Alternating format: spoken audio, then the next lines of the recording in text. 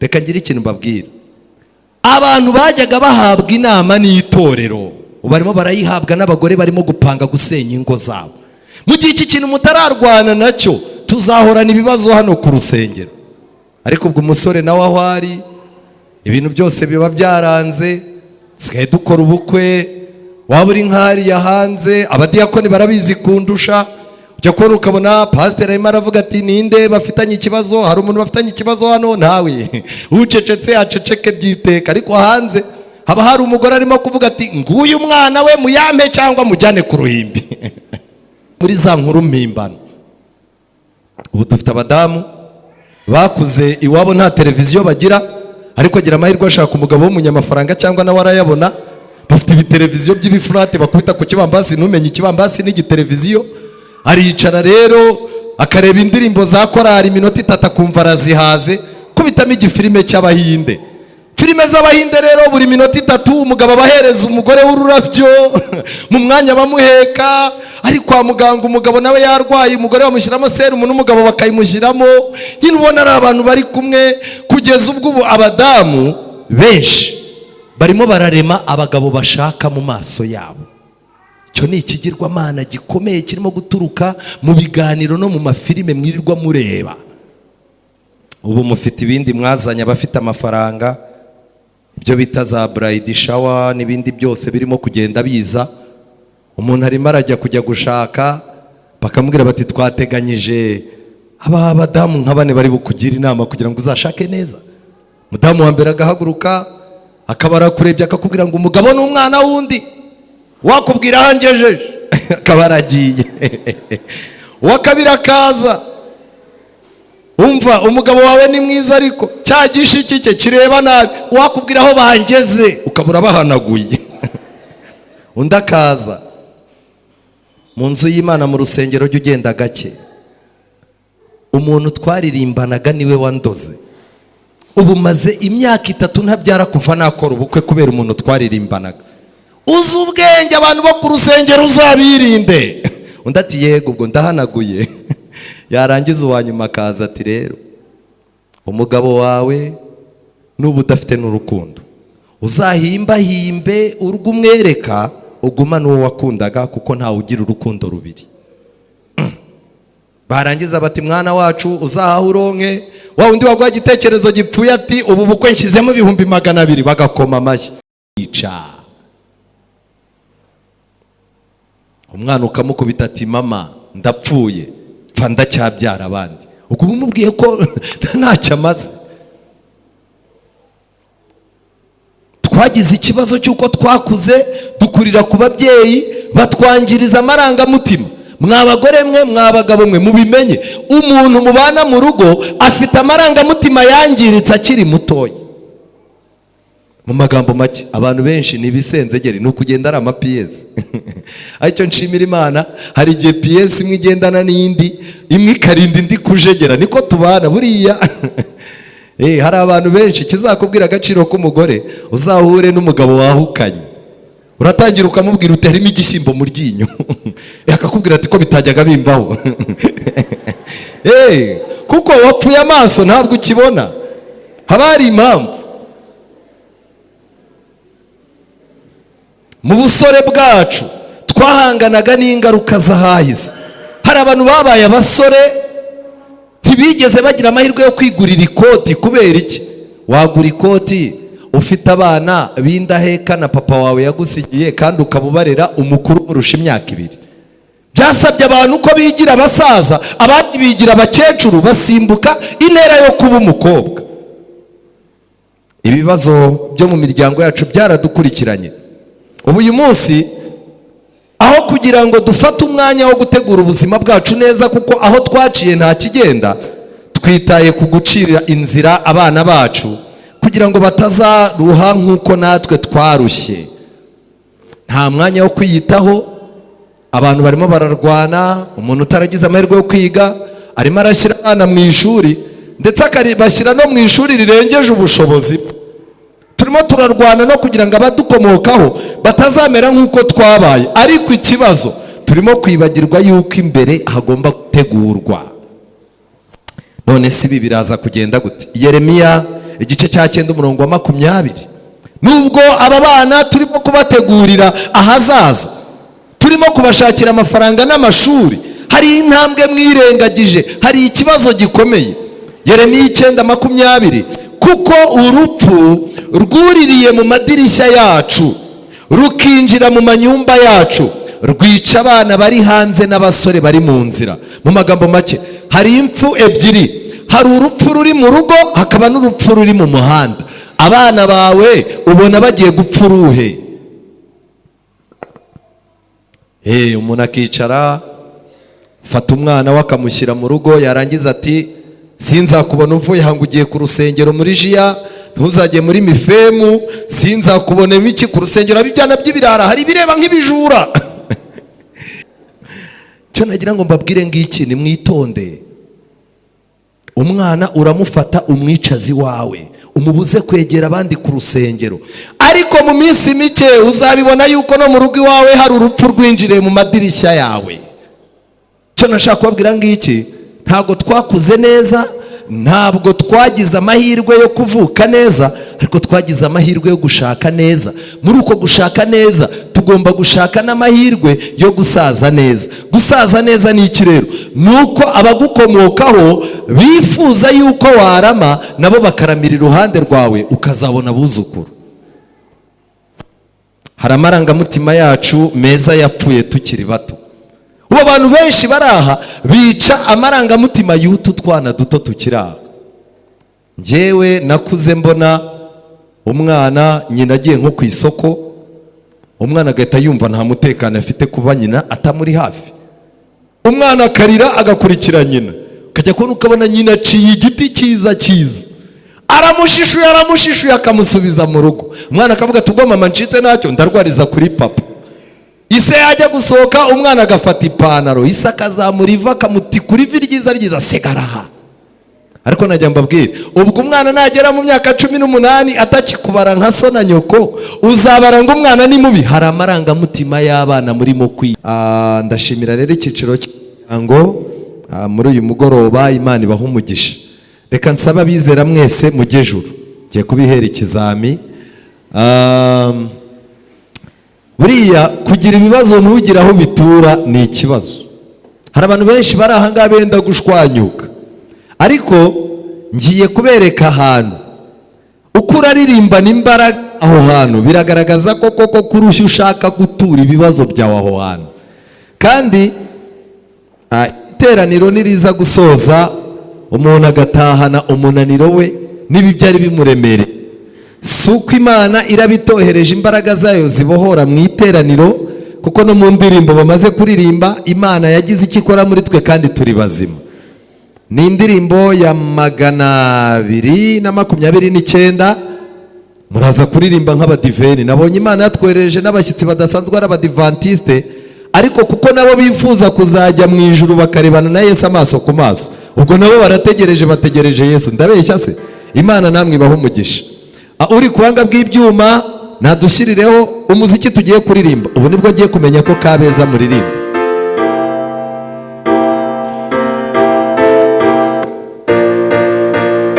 Muraririmba n'imbaraga.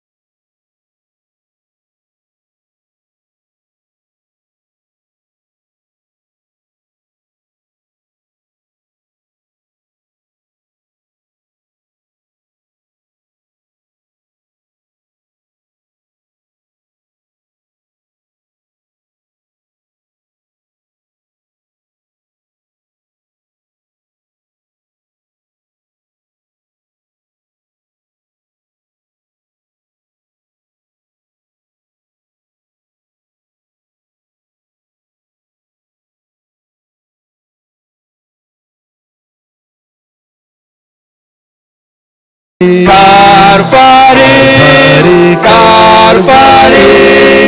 byose nabituye Karufari, Yesu ari bugufi,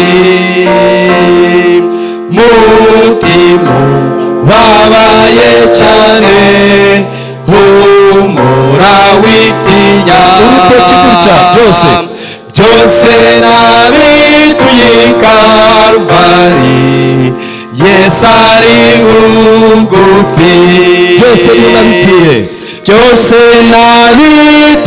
Karufari,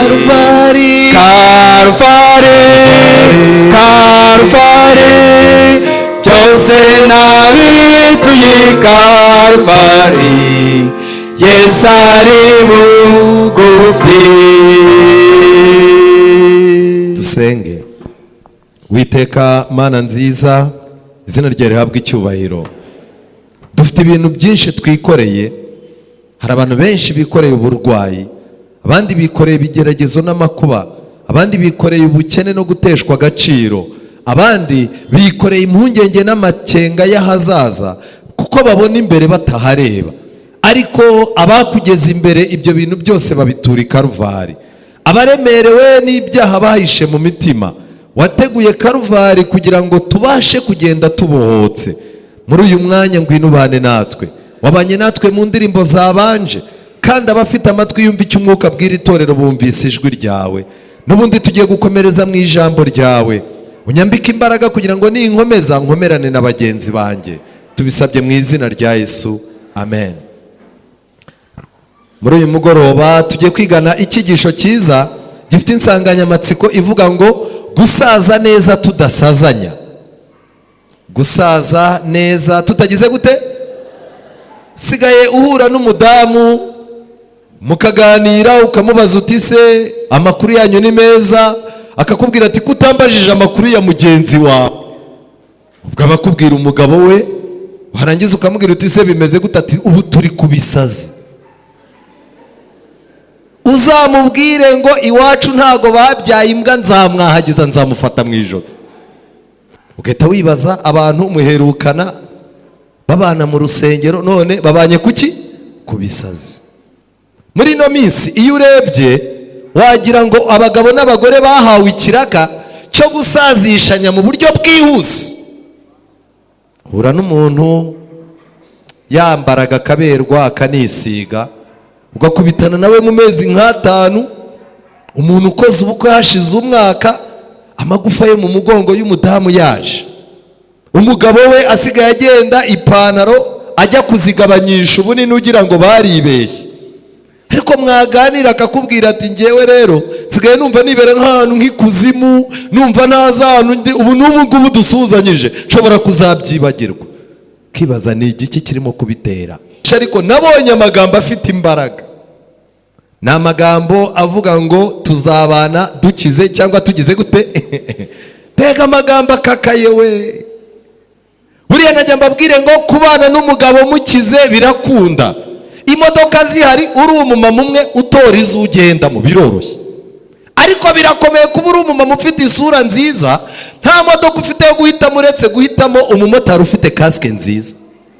Ibyo bintu ntabwo biba bigendana. Kubana n'umugore mwabana rwose, ariko kubana n'umugore mukize cyangwa se mukennye, ariko noneho agakubitiramo ikigeragezo cyitwa mutabyaye cyangwa mubyaye. Ubundi kutabyara, kutabona urubyaro ni umupango washyizweho na Satani mu rwego rwo kubabaza imitima y'abantu. Ariko nabonye n'abatararugira basigaye baruringaniza. Kimwe mu bintu byambabaje, abagabo b'iki gihe ni abanyabibazo. Kutabyara bisigaye byitwa iby'umugore, no kubyara benshi bikitwa iby'iki? By'umugore. Tujye tuvuga ibintu uko bimeze. Hari ukuntu tugenda tukajya mu bintu by'ibyigisho, umuntu akerekana amakorosi n'icyo, ariko tujye tuvuga ibintu uko biri. Nuvuga ngo kutabyara biba bireba umugore, no kubyara benshi biba bireba umugore. Kimwe mu bibazo rero bihari uyu munsi wa none bikomeye, ubundi pasiteri iyo adusezeranya tuvuga yuko tuzabana. Noneho hari ijambo abantu bageraho bakadidimanga rivuga ngo nta wundi mugore nzaguharika. Muzareba abagabo batangira vuga uko hazamo ibintu byo gukena, kutabyara, noneho n'ibintu byo kuvuga ngo nta wundi nzaguharika. Muzarebe ijwi riba rigenda rigabanuka.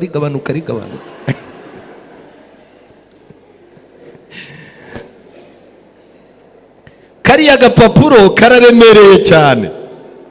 Uzi ko iyo mumaze kugavuga, mumaze gusoma ibintu byanditseho, pasiteri abafata mu biganza, muzarebe biba birimo gutitira. Kuko icyo nagira mbabwire ni kimwe, uretse Imana yonyine ntago waba arabanye n'umugabo mukize ngo mukomeze mubane mukene, uretse Imana yonyine. Buriya abadamu n'abana beza, iyo urugo rurimo 500,000 agaragaza ko ari miliyoni. Atangira kugendera n'ataragera mu rugo. Ariko noneho iyo yabuze kwihagararaho ngo yerekane ko agihari kandi yarashize, nabyo biramunanira. Ubundi abamama ubwo murumva nta kibazo mufite? Uko ufite imbaraga zo kugaragaza ko agafaranga gahari, ni wowe wakagombye no kuba ufite tekinike yo guhisha mu rugo ko agafaranga kagize gute, kashize. Buriya ubundi umugabo yakagombye kwirukanwa ku kazi agakena, ugakomeza disikuru watanga ukazitanga. Ndi kumwe n'umutware wanje nkunda, papa kana, nta kintu twakuburanye kugeza uyu munsi. Umugabo inkweto zita zimukwira. Ariko ni ikibazo mu rugo iyo utahanye envelope, ubona umuntu ari umugabo mu nyuguti nkuru. Ariko iyo nta envelope ujya kumva ninde ukomanze, bati arimo arakomanga nka dadi, genda ujye kumukingurira. Umwana buri icyo nkundira abana, umuntu akomeza kuba dadi yacyura umugati atawucyura. Ariko ku bagore umugabo nakomeza kuba sheri switi nta kintu acyuye, ntibibaho. Gusaza neza ni ibintu mukwiye gutegura. Gushaka ni byiza, ariko gutegura uko uzasaza. Kera ndi mutoya ntago nakundaga kumva indirimbo z'ibinyarwanda, ariko aho nagiye nkurira hari indirimbo numvise nakunze kumva kuri radio ivuga ngo hoya da wikabya jya umenya gusaza utanduranyije cyane. Hanze abantu barimo bararwana no gusaza batanduranyije cyane, ariko ubwo kwanduranya birimo ariko si cyane, no kwirinda gukabya. Wenda wanduranye nabo mu rugo, ariko hanze bakubonemo inyangamugayo. Twebwe ijambo ry'Imana ridusaba gutegura uko tuzasaza. Abajene barimo baravuga bati ibyo bintu ntago bitureba, mwe nimusigaye mwita abasaza. Cya ugahura n'umuntu w'imyaka 17 ukabona umuntu umuhonze umutwe ngo komera musaza. Ariko koko wanareba ukuntu yambaye ipantaro yaraguye, ipantaro ntigira ifata, ishati ntagutebeza, wamureba mu maso ibyiringiro byaramukamukanye, ukavuga uti ni umusaza nta hantu yibeshye. Abasaza b'imyaka 10 n'ingahe. Ijambo ry'Imana ritwereka byinshi. Nagira ngo mbabwire, mu bwana bwacu hari amahitamo tutagize, no mu kuba abasore kwacu hari amahirwe tutagize, ariko hari amahirwe dufite yaho turimo kwerekeza. Akarere tuzavukiramo ntabwo twagahisemo, ubushobozi abazatubyara bagomba kuba bafite ntabwo twabuhisemo. Wari kuvukira, hari abantu benshi baraha iyo bavukira mu ngo zikomeye batari kuzamenya ubwenge na rimwe, ariko hari n'abantu baraha iyo batavukira mu ngo zikomeye nabo ntibari kuzagira impuhwe, bari kuzaba abagome. Imana yemera ko umuntu avukira ahantu bitewe n'iki mushakaho. Twisanganye intege nkeya z'ababyeyi bacu, kare twabyize defo za papa n'iza mama. Iyo ni package nazanye ku isi nje kwishakira ibyanjye. Nuvuga ngo guhuzagurika kwa mama wawe, guhuzagurika kwa papa wawe byarikoze bikora ipaki imwe bikujyamo, kandi uza ku isi nawe uje kwishakishiriza amafuti yawe. Twarago hari icyuho twakuranye, ndetse hari neza no guteta tutabonye bitewe n'imiryango twavukiyemo. Ibi bintu rero nibyo byubatse abagabo n'abagore murimo kubona hano mu rusengero. hari umuntu ushobora kuzana ibintu by'imikino akabwira ati nagukura amenyo kubera iki? Mu rugo iwabo iyo papa we yabaga atakubise nyina yabonaga ari ibitangaza byabaye. Icyo nashaka kubabwira ngiki, ntabwo twakuze neza, ntabwo twagize amahirwe yo kuvuka neza, ariko twagize amahirwe yo gushaka neza. Muri uko gushaka neza tugomba gushaka n'amahirwe yo gusaza neza. Gusaza neza ni iki rero? Nuko abagukomokaho bifuza yuko warama, nabo bakaramira iruhande rwawe ukazabona abuzukuru. Hari amarangamutima yacu meza yapfuye tukiri bato. Ubu abantu benshi baraha bica amarangamutima y'utu twana duto tukiri aha. Njyewe nakuze mbona umwana nyina agiye nko ku isoko, umwana agahita yumva nta mutekano afite kuba nyina atamuri hafi. Umwana akarira agakurikira nyina, ukajya kubona ukabona nyina aciye igiti cyiza cyiza, aramushishuye akamusubiza mu rugo. Umwana akavuga ati ubwo mama ncitse ntacyo ndarwariza kuri papa. Ise yajya gusohoka umwana agafata ipantaro, ise akazamura iva akamutikura ivi ryiza sigara aha.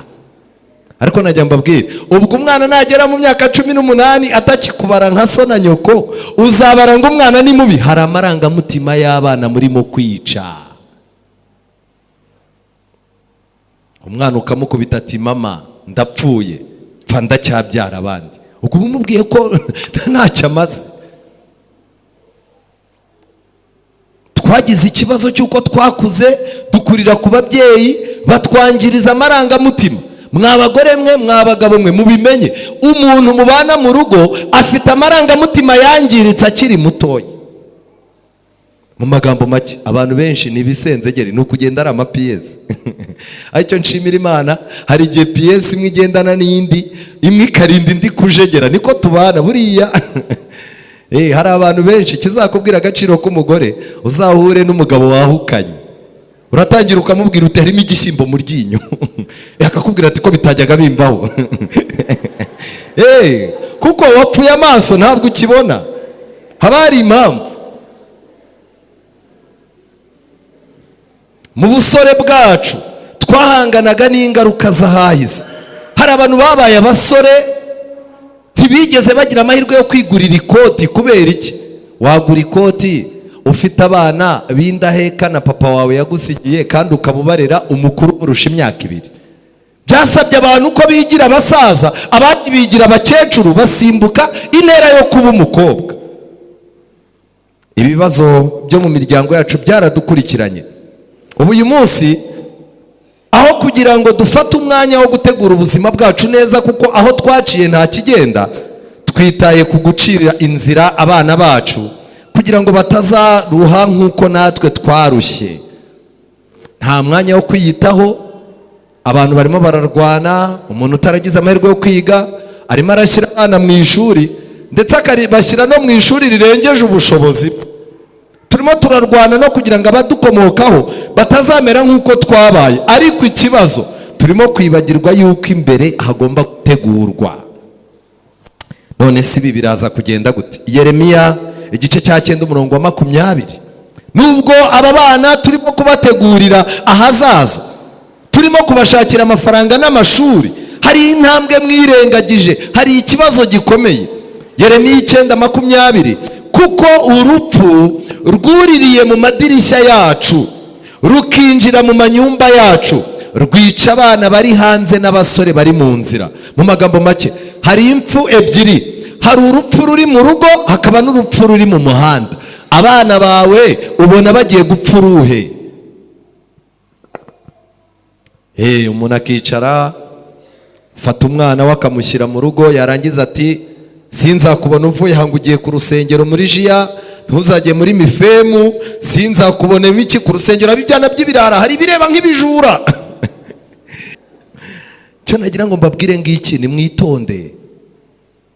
Umwana uramufata umwicazi wawe, umubuze kwegera abandi ku rusengero, ariko mu minsi mike uzabibona yuko no mu rugo iwawe hari urupfu rwinjiriye mu madirishya yawe.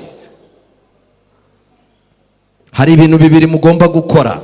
Nimukure abana banyu mu mihanda, kuko Bibiliya iravuga ngo urwo rupfu rurimo rurica abana bari hanze n'abasore bari mu nzira. ariko munakure abana mu ngo zanyu kwikingiranamo, mubazane mu nzu y'Imana. Muzaba mufite ahazaza heza, muzasaza neza. Ariko ibi bintu byanyu byo gufata abana mubohereza kwiga ku isabato, abana banyu mubizirikaho, reka ngire ikintu mbabwira, aho kwizirika ku mwana wawe, muzirike mu nzu y'Imana no kuri gahunda yo mu nzu y'Imana, ntacyo uzahomba. Zaburi 71:9, Dawidi aricara. Dawidi yari yaraciye mu mateka menshi, ari umwana yabanye n'Imana, aho amenyekaniye ibwami agiye ku ngoma. Dawidi yagize urundi ruhande rwa kabiri rw'imico mibi atigeze amenya aho yakuye. Dawidi umuntu w'umwami warungurukaga abagore boga, umusirikare wemeraga kwicisha afande uyoboye urugamba kugira ngo ahishe amateka. Ariko Dawidi yageze aho yicara mu rugo iwe, uko imyaka yagendaga yegera imbere abyara abana, agiye kubona yumva abana be bafatanye ku ngufu. Dawidi dosi yagiye kuyijyana mu bukana, abana be baramubwira batari ko jya wibuka uko byagenze no kuri mama, amateka turayumva rega. Dawidi yibutse asanga abana be baza amakuru y'uburyo n'umugore babana yamubonye. Dawidi araceceka. Biragoye kuba waragiye ahantu ugatera umuntu inda ukayihakana, bene wabo b'abasirikare bagushyiraho imbunda ku gutwi uti nimuzane ambere umugore. Biragoye iyo nkuru kuzayihisha, kuko umwana hari igihe ajya kwishakira umuntu w'ikiraro ugatangira uti kuki ugiye kudukoza isoni na so, yarangiza ati papa tuza uko wabonye mama ndakuzi, uhita uceceka. Dawidi yaracecetse, asigarana ikibazo kimwe: navutse neza, nakuze nabi, none ubu buzima ndamutse nshaje gutya cyazaba ari ikibazo. Dawidi abwira Imana ati Mana, ntunte mu gihe cy'ubusaza, ntundeke mu gihe intege zanjye zishize. Uteganya kuzaba ute imbaraga uko zigenda zigushirana? Kangira ikintu mbabwira, mwarabibonye ko imbaraga zishirira ahantu hose. Uratangira kwiseta, ayo wacyuraga ntaba ari ubona. Imbaraga zagize gute? Zagabanutse. Ibintu washoboraga ntaba ari byo ushobora. Aho wajyaga ntaba ari hujya. Abatumiraga ntaba ari bo bakigutumira. Isaha watahiraga ntaba ari zo utahira. Igihe kikazagera aho wasimbukaga ntubu ukihasimbuka. Reka ngire ikintu mbabwira, niba hari ikintu mukwiye kwitondera, mumenye yuko Imana yemeye ko tubana kugira ngo tuzasazanye neza, kandi ntawe ugabanyirije undi minsi yo kubaho. Icyo ni ihame izanjye. Zaburi 92:14, Dawidi yagaragaje ibanga rituma umuntu akura neza kandi akazasaza neza. Ubwo batewe mu rugo rw'Uwiteka bazashishira mu bikari by'Imana yacu. Amen. Dawidi yarabibonye, abona yuko abantu batewe mu rugo rw'Uwiteka, ba bantu bahahora, ba bantu baha agaciro ibibera mu rugo rw'Uwiteka, ba bantu gahunda zabo ziremereye zikorerwa mu nzu y'Imana, yabonye bazashishira mu bikari by'Imana yacu. 15, bazagumya kwera no mu busaza. Amen. Bazagira amakakama menshi n'itoto. Abantu basaza neza baba bazakomeza kugirira umusaruro sosiyete n'itorero, ariko ibi byose biterwa n'uburyo babanye n'Imana. Ariko kimwe mu bibazo bikomeye, abantu uko iminsi y'imyaka yabo yo kubaho igenda yiyongera, niko bijima mu maso, niko icyo bakoraga kigabanuka, niko n'umusaruro n'umunezero mu ngo zabo batanga kugenda ugabanuka. Kugira ngo byerekane yuko Uwiteka atunganye, niwe gitare cyanjye, ntarimo gukiranirwa na guke. Dawidi yakomeje gukora ubushakashatsi. Ibanga rya mbere yaravuze ati byibuze abana banjye kubaho neza kwabo biraterwa nuko babaye mu rugo rw'Uwiteka bagashishiramo. Ariko arangije Dawidi arakomeza. Zaburi 103:2, Dawidi aratangira ati mutima wanjye himbaza Uwiteka, ntiwibagirwe ibyiza yakugiriye byose. Niwe ubabarira ibyo wakiraniwe byose, agakiza indwara zawe zose, agacungura ubugingo bwawe ngo butajya muri rwa rwobo, akakwambika imbabazi no kugirirwa neza nk'ikamba, agahaza ubusaza bwawe ibyiza. Amen. Agatuma usubira mu busore bushya bumeze nk'ubw'ikizu. iri ni irindi banga Dawidi yagaragaje. Reka ndebe abantu bafite imyaka 30 kuzamura turi kumwe, ikiganza hejuru. 30 kuzamura.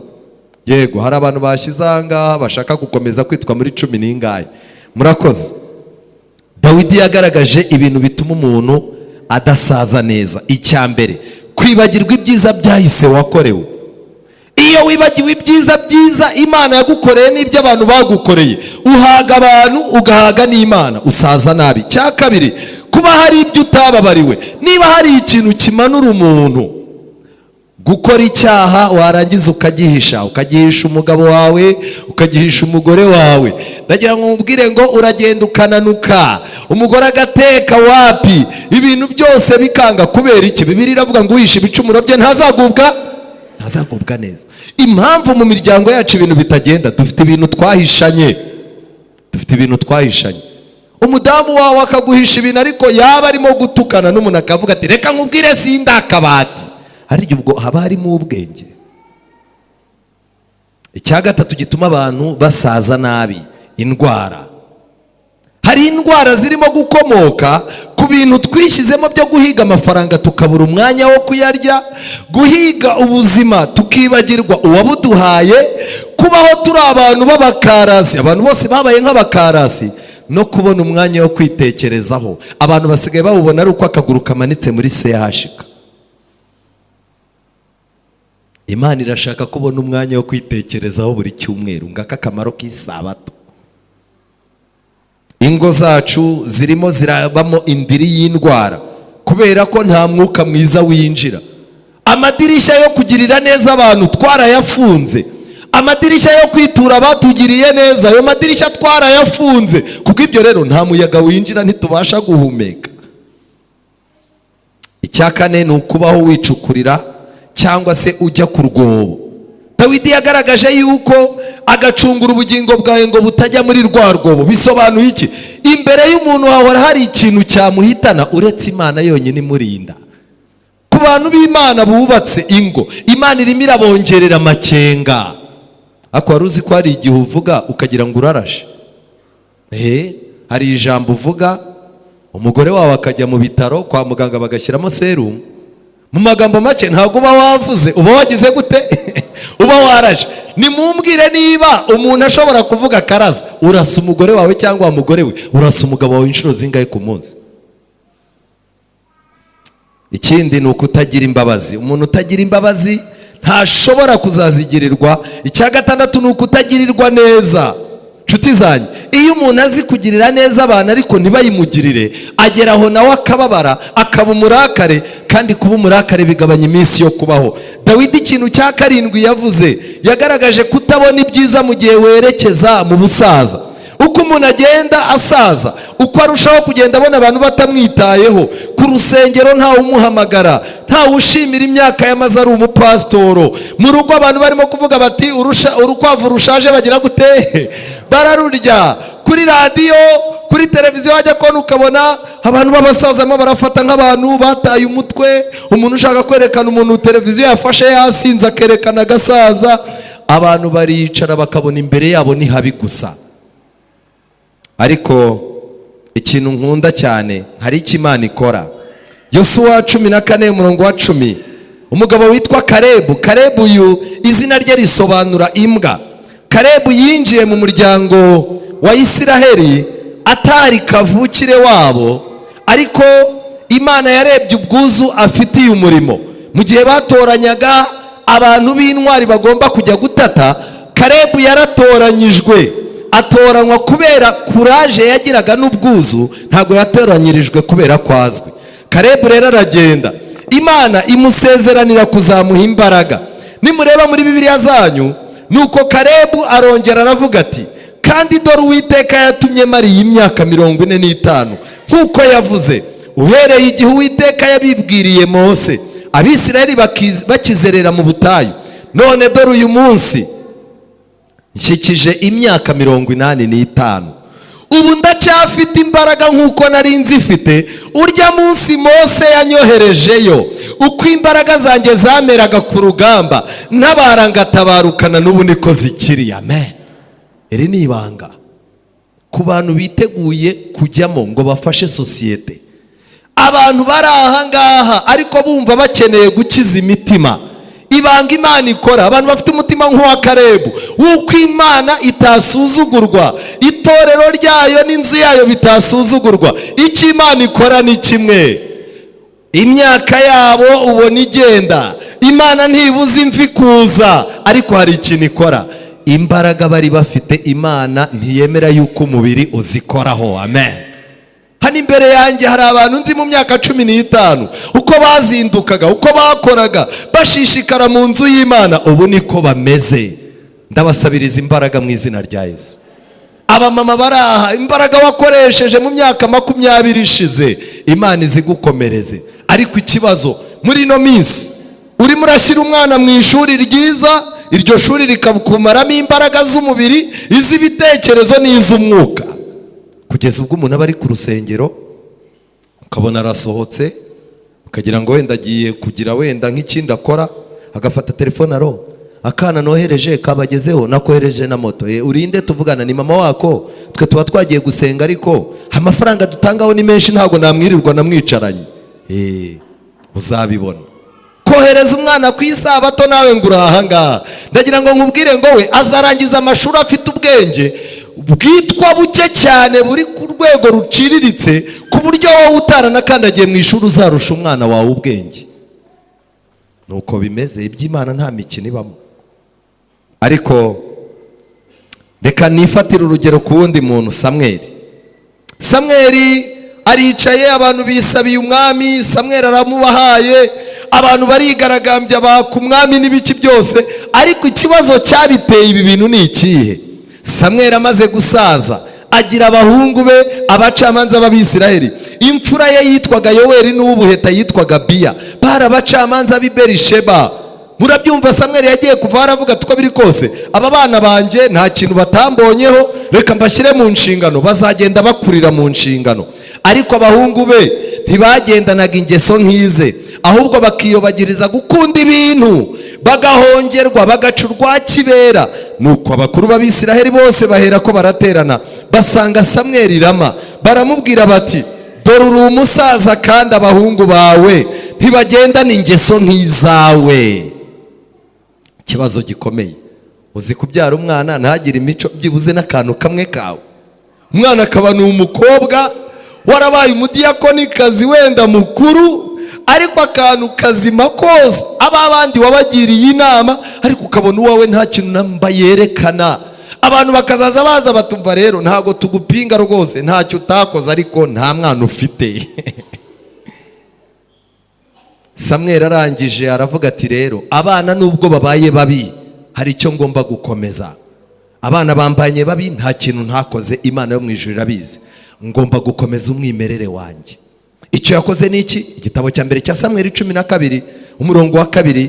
Noneho Samweli, none uwo mwami ajya bajya imbere, njyeweho ndashaje meze imvi, kandi dore abahungu banjye muri kumwe, muzi yuko nagenderaga imbere yanyu uhereye mu buto bwanjye ukageza ubu. Ndi hano ni mu nshinja imbere y'Uwiteka n'imbere y'uwo yimikesheje amavuta.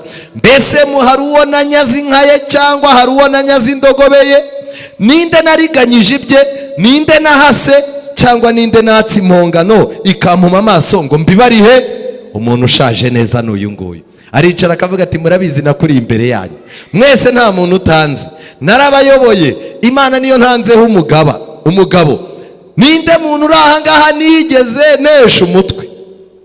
Ni abakuru b'itorero bakeya ashobora guhagarara aha ngaha akavuga ati dore mpagaze imbere yanyu bantu b'Imana, umuntu uzi ko mfitanye nawe ikibazo giturutse ku mugore cyangwa ku mafaranga nashyira urutoki hejuru uruhimbi rwakuzu. Hari abaririmbyi badashobora guhagarara ngo bavuge bati ko nakuri imbere yanyu none hari icyo munshinja. Ngiki cyitwa gusaza neza.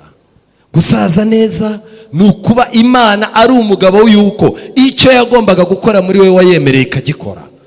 Nshuti zanjye, ndagira ngo mbabwire ikintu gikomeye. Dawidi nukubera iki iyi Zaburi ya 71 yasabye Imana ngo ntunte mu gihe cy'ubusaza. Icya mbere yabonye abasaza barahamuzengurutse batanezerewe, aba basaza bari buzuye ibimenyetso byo kutishima, kandi uko imyaka yiyongeraga nabyo byariyongeraga. Reka ngira ikintu mbabwira, abantu batari mu Mana, batari mu murimo wayo, murahuritse. Uko ugenda usaza, ibigutera guhangayika n'ibigutera gusaza n'ibyica umutima wawe bigenda byiyongera.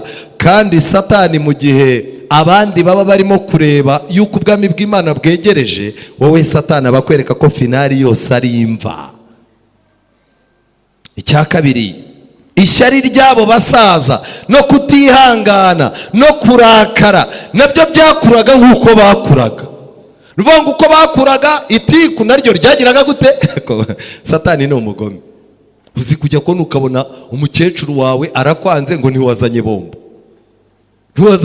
Umukecuru ageze mu myaka 80, yarwaye diyabete bakita igisukari, barangiza abantu bakamubwira bati rero ahantu uzazurira n'isukari jya uyifata. Ukaba wakoze ibintu byose, inzabamo warayisannye, warasakaye, wasize amarangi, yarangiza yabona utazanye bombo yo kugata, agahita avuga ati ntunkunda. Kangiye ikintu mbabwira, gusaza neza bisaba kwicara mu nzu y'Imana ugategura iminsi yawe. Singiye kubabeshya, abantu benshi murebe ko abantu barimo gusaza byihuse, abantu benshi bagiye kwandavura. Aba bana bari bubahagize, aba bana bakuze batari mu nzu y'Imana, aba bana ni abashyitsi ku Mukiza bari bubandagaze. Umwana azaza gutera igikomere usazira imyaka 2 wari ukomeye. Aba basaza Dawidi yarabitegereje kutishimira babakomotseho, ku buryo bababazwa n'uko ibintu bazabisigarana yabibabonyemo. Aba basaza ngo baricaraga bakareba imbaraga bataye bashaka amafaranga, ariko ngo barebe ukuntu abana babo b'indangara aribo bazasigara bayarya. Aba basaza ngo umujinya warabicaga cyane. Ese abo ubu ngubu siko bimeze? Unaricara yarangiza atumva sha amafaranga nzayarya mu bimbwa n'ubundi murizo. Ariko reka ngira ikintu mbabwira, nimwemere muponyore musangire n'abana banyu, none se n'ubundi muzayaraga ipusi? Hari abantu babaye ibisambo b'abasaza ku buryo niyo urebye ikofi ye arababara cyane, hakarara umutima usuhuza. Mwa bagabo mwe ko mwarushye, amafaranga mbona muzajyana nimuyasangire n'abana banyu n'abagore banyu abagaragare. Uzi kuba umugore wawe ari umushyitsi ku mafaranga yawe, bisaba yuko yitiza amasaha ugiye muri tuwarete no muri dushe ngo arebe mu ikofi. Ariko mva abagore mwaragowe, mwihangane. Umuntu akakwemerera amafaranga kuko bayamwibye. Umugabo akaza yakoze ikiraka, yatsindiye isoko, kuri konti haraye miliyoni 5, yarangiza agahita kwereka agatabo katariho amafaranga, dore dufite 20,000 byonyine, ujye umenya ubwenge n'akazi kawe, biriya bihungu byawe bizakurya. Umumama akabaho agatekerereza 20,000, akambarira 20,000, akarira 20,000, ari byo biri mu mutwe. Wazajya kona ukabona umugabo araguhamagaye, muricaye, mama kanaka sheri wanjye rwose hari ibintu ntaguhisha, buriya mu minsi ishize twagize umugisha tubona amafaranga, ntago nabikubwiye, miliyoni 20 n'ubu dore ngizi nzifite mu gatabo. Umumama akabara byibushye, yarangiza atari ko abatubuzi bayakuyeho. Hano hicaye abagabo bemera amafaranga bayibwe gusa batashobora kuyemera. Ariko ibyo nabyo tubirenzeho ishuri ryo kwisabato, tubirenzeho igitaramo n'amavuna. Oya, Dawidi yeretswe abasaza bababajwe n'uko amafaranga bavunikiye azasigara aribwa n'abana babo. Abo basaza basaga n'abatereranywe n'Imana, warabareba ukabona ibintu byose barimo nta Mana bafite. Aba basaza kandi Dawidi yarebye barasuzugurwaga kandi bakagawa n'abanzi babo. Dawidi arangije abwira Imana ati uzambeho mu busaza, ibi bintu ntibizambeho. Ariko Dawidi yari afite imyaka yo gutegura uko azasaza. Imana yacu irakomeye. Kimwe mu bibazo bikomeye uyu munsi ni ikibazo cy'uko turi mu miryango yacu amarangamutima n'urukundo twarabikodesheje mu zindi ngo. Paje 231, igitabo Ibihamya by'itorero umuzingo wa 2. Aya magambo arakomeye, baranditse ngo ni amagambo ari muri iki gitabo ngiye gusoma. Ni umugabo twize mu gitondo. Uyu mugabo igitekerezo cye kirakomeje, watwawe n'umuziki.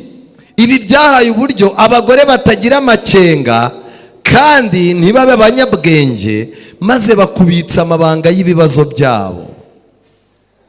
Iki kintu kirakomeye. Abagore batagira iki? Abagore batagira amakenga kandi ntibabe abanyabwenge. Ni igiki kibaranga? Baraje begera wa mugabo witwa mwene data Ra, baramwegera bamubitsa amabanga y'ibibazo byabo. Ubu dufite abadamu bari mu itorero, aricara akakubwira ati njyewe biriya biganiro by'abagore byo muri mifemu ntabwo nabijyamo, nanga umuntu wanyumvira ubusa. Ukamuhamagara mu iterero ry'umuryango ati biriya bintu byanyu ntabwo nabizamo. Ariko wajya kubona ukabona aragiye ashatse umuntu w'umugabo, haramubwiye ati rwose ati buriya mfite umugabo nta kigenda, yaba muri gahunda z'ikambere ntacyo ashoboye. Abamama rero b'iki gihe aravuga ati iyo mvuze numva nduhutse. Ubwo arimo aragira gute? Harimo aravuga iyi gahunda z'ikambere nta kintu ashoboye. Buriya niyo abagabo badusuye abantu twakoze umunsi mukuru, kuri umureba ni nk'inka yibereye aho nta n'ijambo agira. Uza agahinda mbana nako, uzi ko buriya atashobora kumfata urutoki ngo tugendana, agenda abwira abantu bose ati nguyu umugore wanjye mumubone, nguyu umugore wanjye mumubone. Rwose ubu mfite agahinda mba numva yaranshyinguye ukuntu nari mfite urukundo rushyushye se. Umugabo yarangiza ati hangane, hangane Imana irakuza ariko ntugipfuye. Ntugipfuye, ibibazo bigeze aho bigomba gukirira. Buriya Imana yemeye yuko ibibazo bibaho, itegura n'abagomba kubyumva. Umumama yarangiza ati naba nawe uranyakiriye, bakana akaboko ku rusengero njya kubegera bagasimbuka, naba nawe azakumva kumvise. Uyu mugabo yari afite iyo defo. Ibi bintu byakujije ubwibone bwawe, ariko binakubera umutego. Byakinguye urugi rw'ibyongorero bya Satani. Ntiwakoze nk'uko wari ukwiriye gukora.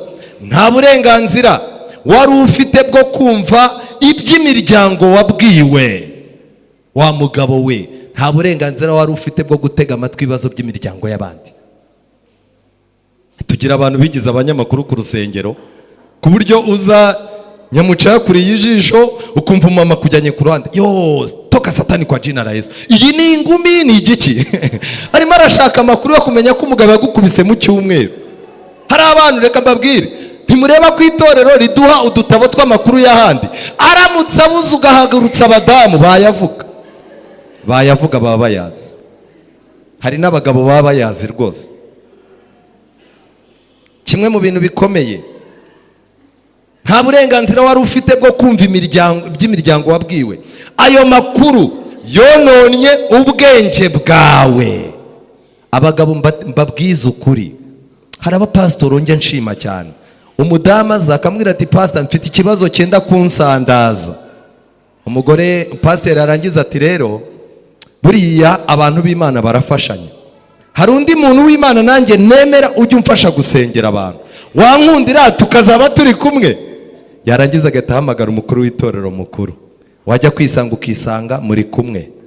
Warangiza akakubwira ati tuzaguhishira ibanga, turabyemeye nicyo twashinzwe. Nongere mbibabwire mwa bakuru b'itorero mwe, nubona umugore arize cyangwa umugabo arize akakumenera ibanga ry'ibiri ku mutima agataha aruhutse, uzamenye ko ibyo bintu aguhaye niba ubyumvise utasabye Imana uburemere bwo kubiha no kumenya aho ubibika. Warangiza ukabibika aho ubika abakiriya bakwambuye, ijuru rizagushyiraho urubanza rukomeye. Mujya mubona batugira abakuru b'itorero mukagira ngo, ariko nanone hari abantu Imana itajya yemera bitewe n'uko bateye, ko bumva ibibazo by'ingo z'abandi. Agatangira akakubwira ibintu apfuye n'umugabo, umugabo aho hari nawe arimo arabyumva avuga ati imboga zibona abana we, imboga zibona abana. Umumama nawe arimo aravuga mva rwose. Hari n'abantu bambwiye, hari abakozi b'Imana bambwiye kuriya mugabo tutari tuberanye atari uwanjye. Umugabo yarangiza ati tandukana nawe yo katsindwa, nta mpamvu zo gupfa ugihari, uracyari mutoya. Uzi ko umugore ufite amafaranga nubwo yaba yarakutse amenyo, umugabo aramubwira ati uracyari mutoya ukeneye kubaho. Ibyo bintu byonyonye ubwenge bwawe, byongera kwiha isumbwe kwawe, maze bikugeza ku kugira ibitekerezo bibi. Wemeye kuba umuntu watura ibyawe ubibwira bamwe mu bagore b'amarangamutima menshi. Ikosa rindi uyu mugabo yari afite, hari utuntu twabaga iwe mu cyumba, utuntu twaberaga iwe mu rugo, iyo yabaga ari kumwe n'abadamu b'amarangamutima. Hari abamama tugira, sanga ni abamama bagira amarangamutima, hajya guhobera umugabo ukabona yaje wese nk'imodoka. Kangira ikintu mbabwira, Bibiliya iravuga ngo ababiri baruta iki? Umwe. Ibi bintu ndimo ndabibabwira biranditse hano, kandi uwo mwene data ahagarariye nje nawe turi aho uyu munsi. Ibi bintu byanditswe mu 1890, ariko uyu munsi wa none birimo birisubiramo, wagira ngo byaraye byanditswe uyu mugoroba. Abagore b'amarangamutima ntago biba byiza kubabwira utuntu twiza twabereye iwawe. Buriya uzi ukuntu umugore wanjye mukunda, nguyu sheri, si nguyu, mubaze. Njya muririmbira, hari n'igihe njya muterura nkamukura mu cyumba cy'abana nkamuzana mu cyanjye, ukumureba ukumubaze nguyu, mwibariza utajya ngo ni ibintu by'ibikabyo. Mubaze mu rugo arantamika, nanjye nkamutamika. Umugore w'amarangamutima ati papa kanaka yarapfuye nta kibaho. Wemeye kuba umuntu watura ibyawe ubibwira bamwe mu bagore b'amarangamutima menshi, bifuzaga kwerekwa impuhwe kandi bakifuza kwisunga abandi bantu. Ntabwo uzi gushukana k'umutima w'umuntu, ntuzi ubucakura bwa Satani. Abagiye bavoma cyane ku mpuhwe zawe bafite ibitekerezo birwaye ndetse birembye. Barwaye indwara y'urukundo n'amarangamutima, bahora bashaka kurema amarangamutima kandi bagateza ikibazo gikomeye. Bamwe bumva batanyuzwe n'urushako rwabo. Aka niko nashakaga, kuganiriza abagore bandi iby'iwawe, kuganiriza abandi bagabo iby'iwawe, birangira basanze urugo rwawe ari rwo ruriho izabo zarasenyutse. Kandi umuntu wese ashimishwa n'urugo rwiza. Kubw'ibyo rero umuntu avaho yarabayeho nabi agashaka uko ajya kubaho neza. Bamwe bumva batanyuzwe n'urushako rwabo, nta rukundo ruhagije rukirimo. Gusoma inkuru mpimbano ndende byangije imyumvire mizima yose bari basanganywe. Baba mu isi mpimbano yo mu bitekerezo. Ibitekerezo byabo byiremera umugabo usa n'uwo mu rukundo basomye muri za nkuru mpimbano. Ubu dufite abadamu bakuze iwabo nta televiziyo bagira, ariko agira amahirwe ashaka umugabo w'umunyamafaranga cyangwa nawe arayabona. Bafite ibiteleviziyo by'ibifurate bakubita ku kibambasi ntumenye ikibambasi n'igiteleviziyo. Aricara rero akareba indirimbo za korari iminota 3 akumva arazihaze, kubitamo igifilime cy'Abahinde. Filime z'Abahinde rero buri minota 3 umugabo abahereza umugore w'ururabyo mu mwanya bamuheka. Ari kwa muganga umugabo nawe yarwaye, umugore bamushyiramo serumu n'umugabo bakayimushyiramo. Nyine ubona ari abantu bari kumwe, kugeza ubwo ubu abadamu benshi barimo bararema abagabo bashaka mu maso yabo. Icyo ni ikigirwamana gikomeye kirimo guturuka mu biganiro no mu mafilime mwirirwa mureba. Ubu mufite ibindi mwazanye, abafite amafaranga, ibyo bita za bride shower n'ibindi byose birimo kugenda biza. Umuntu arimo arajya kujya gushaka, bakamubwira bati twateganyije abadamu nka 4 bari bukugira inama kugira ngo uzashake neza. Mudamu wa mbere agahaguruka akabara kurebya akakubwira ngo umugabo n'umwana wundi wakubwira hangejeje akabaragiye. Uwa kabiri akaza, umva umugabo wawe ni mwiza ariko cya gishiki cye kireba nabi, wakubwira aho bangeze ukabura bahanaguye. Undi akaza, mu nzu y'Imana mu rusengero jya ugenda gake, umuntu twaririmbanaga niwe wandoze. Ubu maze imyaka 3 ntabyara kuva nakora ubukwe kubera umuntu twaririmbanaga. Uzi ubwenge abantu bo ku rusengero uzabirinde. Undi ati yego ubwo ndahanaguye. Yarangiza uwanyuma akaza ati rero umugabo wawe n'ubu udafite n'urukundo, uzahimbahimbe urwo umwereka uguma n'uwo wakundaga, kuko ntawe ugira urukundo rubiri. barangiza bati mwana wacu uzahaha uronke, wa undi waguha igitekerezo gipfuye ati ubu bukwe nshyizemo 200,000, bagakoma amashyi. Reka ngire ikintu mbabwira, abantu bajyaga bahabwa inama n'itorero barimo barayihabwa n'abagore barimo gupanga gusenya ingo zabo. Mu gihe iki kintu mutararwana nacyo, tuzahorana ibibazo hano ku rusengero. Ariko ubwo umusore nawe aho ari, ibintu byose biba byaranze, sigaye dukora ubukwe, waba uri nk'ariya hanze, abadiyakoni barabizi kundusha, ujya kubona ukabona pasiteri arimo aravuga ati ninde bafitanye ikibazo, hari umuntu bafitanye ikibazo hano, nawe ucecetse aceceke byiteka. Ariko hanze haba hari umugore arimo kuvuga ati nguyu umwana we muyampe cyangwa mujyane ku ruhimbi. Abantu bagakomakoma, dusigaranye 200, ni makeya ntago yamurera, ndagiye bati hoya hari ufite senkani. Buriya hari abantu baba barimo guteranyiriza ubukwe hanze. Kangira ikintu mbabwira, mwanyemerera tugashyira umupira hasi tukemera yuko ibyingo bitugoye Kristo akadufasha? Ntabwo dushobora kuzubaka ingo tuzubakiye ku manyanga n'ubwesikoro n'ubunyanduga n'ubunyakigali ngo zizakunde, ntibibaho. Hano hari abantu babana ariko ku mibare. Kubana ku mibare ni ukureba umugabo ukamwiga, ukabaza iwabo ugahamagara bakamukubwira, ukamwiga ukabaza bashiki be, warangiza ukaba ubizi ngo ikiyo kibaye mbigenza gutya, tuzaragirana tu. Ariko n'abantu babana, umwe akabwira undi ati uyu munsi naguye mu ikosa, ariko nubwo naguye mu ikosa nashakaga kugera ku kintu cyiza. Cyangwa byakunda urugo rufite umwanya wo gusabana imbabazi, ruba ari urugo rwiza kurusha izindi zibayeho neza ku isi.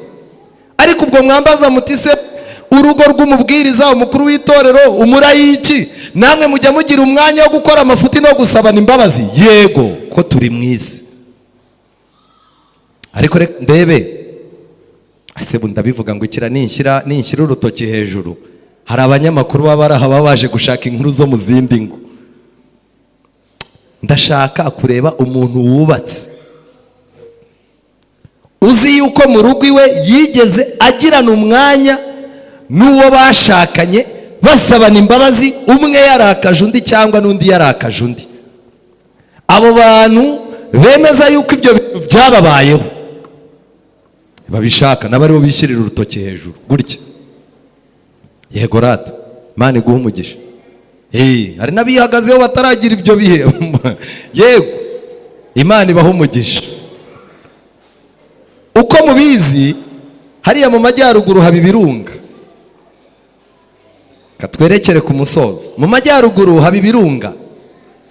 Buriya ikirunga gifite uburyo kiruka mu buryo bubiri.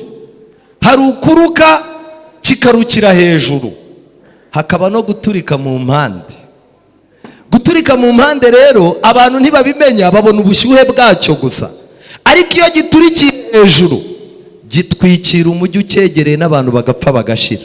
Ariko cya kindi cyaturitse giha abantu amahirwe yo guhunga n'udusimba tukabona uko duhunga.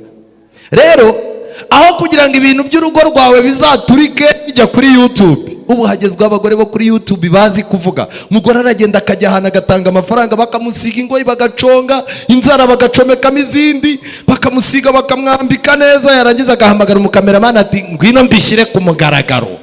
Agatangira ati umugabo wanjye nguri, yashyiraho ifoto ye bamubone. Bakamushyira umugabo mwiza n'ubwanwa rwose wuzuye ikoti. Yarangiza ati shiraho akajambo hasi kavuga ngo imbwa, nukumubona agenda. Umunyamakuru ati kubera iki? Umva mbibabwire, imyaka twabanye nta munsi n'umwe nishimye. Abana banjye se bamureba nk'ikintu kidafite gahunda, nta kintu abamariye. Nukuvuga ngo burejewe nari narashyinguwe, n'ubu ngubu ndimo ndasaba Imana ngo umujene uzanshaka, murumva kanacometsemo, azaze azi ko aje guhoza umuntu amarira. Ako kanya kuri YouTube umujene ahita avuga ati ufite angahe ngo nzi? Hagezweho abagore bazi kuvuga, ibirunga birukira hejuru. Ariko ikirunga cyiza kigomba kurukiraho kiri, kugira ngo abari hafi babone uko bahunga. ingo rero zibona umwanya wo kwisuzuma no gusabana imbabazi ziba zimeze nka cya kirunga cyarukiye hasi. ni ukuvuga ngo ibibazo byabo nta wundi muntu biba biri buhitane, ariko hari abantu bagirana ibibazo, abana bagacikamo ibice, famiye zigashwana, ku rusengero abari inshuti bagacikamo ibice, kugeza ubwo ijuru barimanura Imana na Yesu bagashaka kuyicamo ibice. Ndabizi neza Imana iri mu ruhande rwanjye sinzaseba. Umugabo nawe akavuga ati Imana iri mu ruhande rwanjye, ubwo ijuru riba ryacitsemo ibice bingahe? 2. Nsoza ndagira ngo mbabwire amagambo akomeye Elena White yanditse. Abafite abana bashobora gucunga neza umutungo kandi bakaba batagira uburiganya ku buryo baba bafite impamvu yo kubagirira icyizere, bakwiriye kureka abana babo bakabanezeza. Nibatagenza batya Satani azabafatiranya nuko badafite imbaraga z'ubwenge, bityo aba ari ubacungira umutungo. Ubu abantu mwese murimo murizirika amamiliyoni yanyu, ntushobora no gufata umwana ngo umwiyegereze. N'udafite amamiliyoni, fata umwana umushyire ku kazi, umwereke ukurangura, umwereke abantu bajya baguha imari. Ejo bundi ushobora kurwara pararize kubera gutekereza cyane. Abana bawe ntibajye gusabiriza cyangwa ngo inzu itezwe cyamunara. Umwana wawe watoje agasigara yishyura ideni rya banke kandi akanakuvuza. Ariko iyo utabikoze, iyo udafashe abana bawe ngo batoze ubahe umutungo kugira ngo bakunezeze, birangira Satani ari uyobora amafaranga yawe. Ibihamya by'itorero volume ya mbere page 358. Ariko nsoza nagira ngo mbabwire ngo nimusabe Imana itugenderere. Ntababwiye kare, nta rugo na rumwe ruteretse neza ku buryo warureba ngo rujyemo.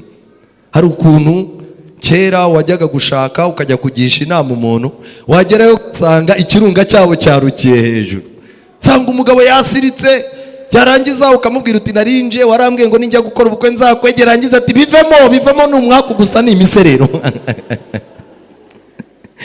Kandi yari yakubwiye ati sohora invitation, ariko abazagufasha mu bukwe uzaza undebe. Cyo nagira ngo mbabwire ni kimwe, nta rugo na rumwe twahawe hano ku Kabeza twajya gutiramo inama twakoresha mu ngo zacu, nta na rumwe.